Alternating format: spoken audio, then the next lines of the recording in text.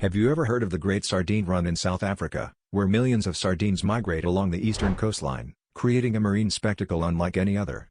This natural phenomenon not only attracts a flurry of predatory fish, sharks, and dolphins but also the Zulu people, who have celebrated this bountiful event for generations. During this extraordinary occurrence, locals gather to feast on fresh sardines, preparing them in traditional ways handed down through centuries. As the silvery fish shimmer in the waters, the air fills with the aroma of grilled sardines, seasoned with a secret blend of coastal herbs and spices, turning this annual marine migration into a cultural and culinary festival that resonates deeply within South Africa's vibrant heritage.